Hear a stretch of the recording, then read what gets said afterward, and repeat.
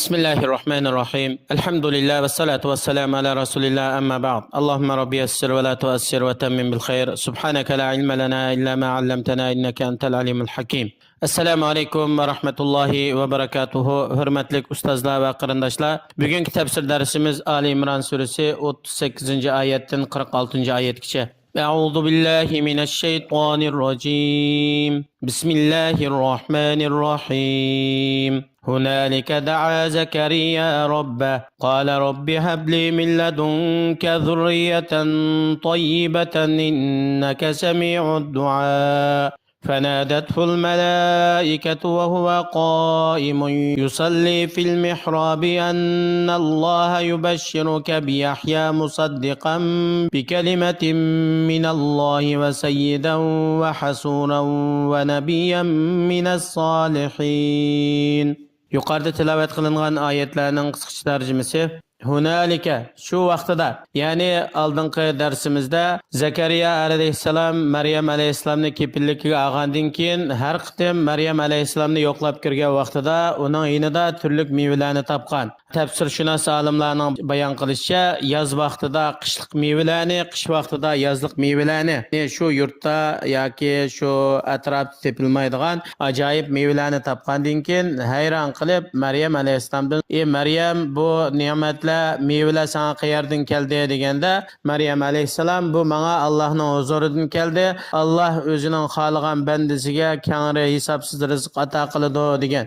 Shu vaqtida Zakariya alayhissalomdan bir umid paydo bo'lib, Allohdan bir farzand tilashni maqsad qildi. Chunki Zakariya alayhissalomdanki farzand yo'q, o'zi yashinib qolgan, ayoli tug'mas edi.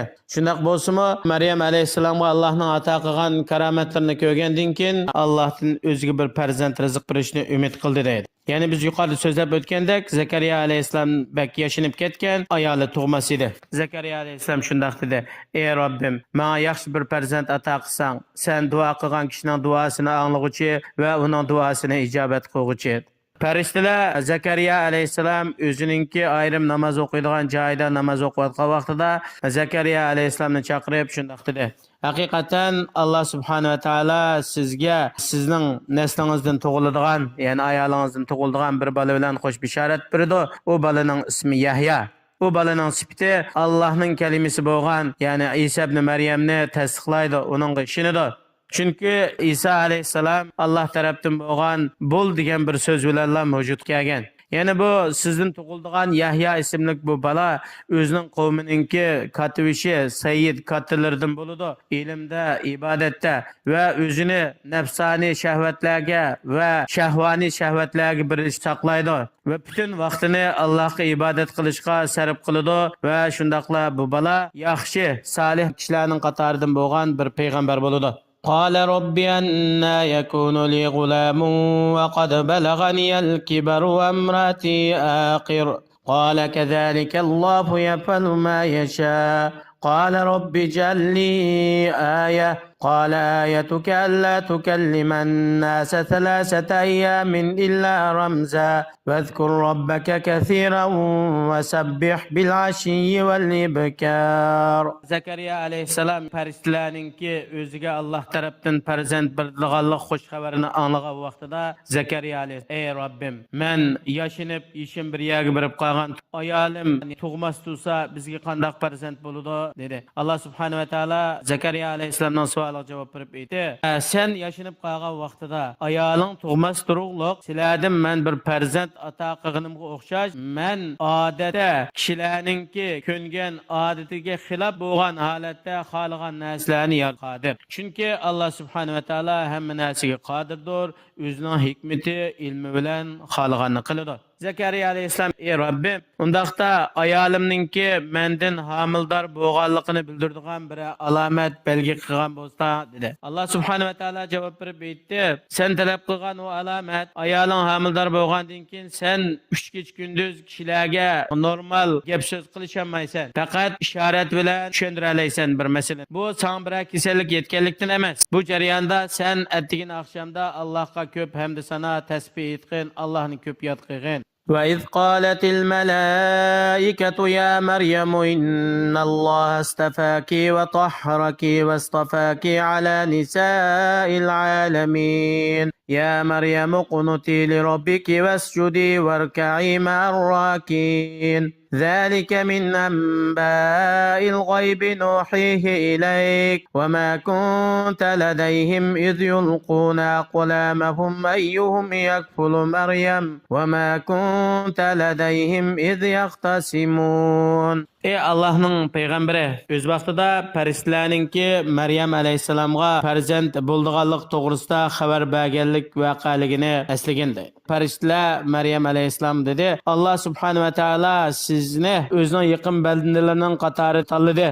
Sizda nayet maqtalg'uchi go'zal sifatlar va sizni turli kamchilik xatoliklardan farq qildi. Alloh subhanahu va taolo sizni mushu siz yashagan zaman davridagi barliq ayollardan martabangizni ustun qildi, fazilatli qildi."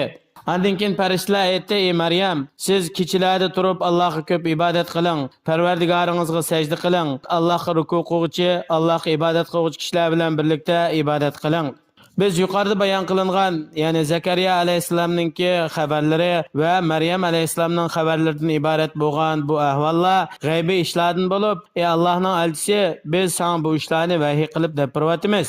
Osh vaqtida, ya'ni Bani Isroilning ulamolari, yaxshi kishilari Maryamni tarbiya qilishga kim bak haqliq deb har biri o'zi tarbiyachi bo'lishni talab qilib talashlar qilgan vaqtida sen ularning yonida yo'qding. Hatto ular chek tashlab, chek kimga chiqsa shu tarbiyachi bo'lsin degan fikrga keldi. Shuning bilan ularning hammasi o'zining qalamlarini suvga tashladi. Zakariya alayhissalomning qalami laylab futuq qozondi. Ya'ni Maryam alayhissalomninki tarbiyachisi Zakariya alayhissalom bo'ldi. إذ قالت الملائكة يا مريم إن الله يبشرك بكلمة منه اسمه المسيح عيسى ابن مريم وجيحا في الدنيا والآخرة ومن المقربين.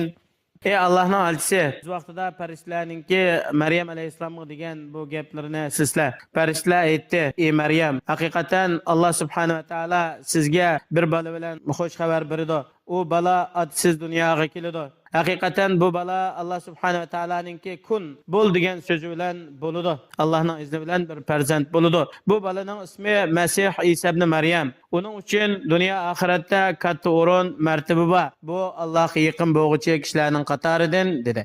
Yuqorida tilovat qilingan oyatlardan ilinadigan foydalar. Birinchisi, Alloh subhanahu va taoloning o'zining avliyolari yaqin kishilarga naytibak ko'ngil bildiganligi, Alloh subhanahu va taolo ularni yomonlikdan yiroq qilganligi va duosini ijobat qilganligi ochiq ifodalandi.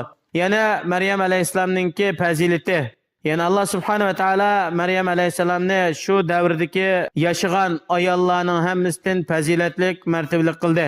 Turli kamchiliklardan farq qildi va uni barakatli qildi.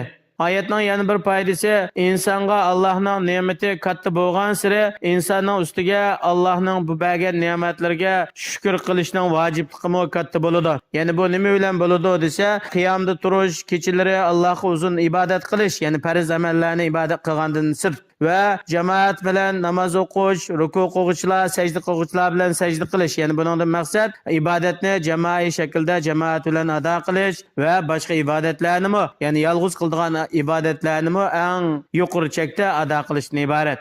Oyatning yana bir foydasi, bir ishninki haqiqati ochiq bo'lmasa yoki unini ifodalaydigan bir kuchli dalil isbot bo'lmasa, buni ariyanmay ixtilof qilishga vaqtida chek tashlashninki yo'lga qo'yilganligi yuqorqi oyatdan ochiq ifodalandi. Alloh subhanahu va taolo har birimizni o'zi yaxshi ko'radigan, rozi bo'ladigan amallarni ko'plab qilishga muyassar qilsin. Dunyo oxiratda Allohning ne'matiga erishgan yaxshi kishilarning qatoridan qilsin. Vassalomu alaykum va rahmatullohi va barakatuh.